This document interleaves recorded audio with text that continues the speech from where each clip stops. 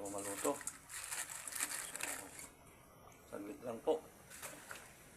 25 minutes. Luto na po ang ating nilagang pangat.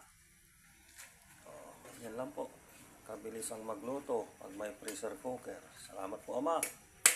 At may tanghalian na po kaming nilagang pangat.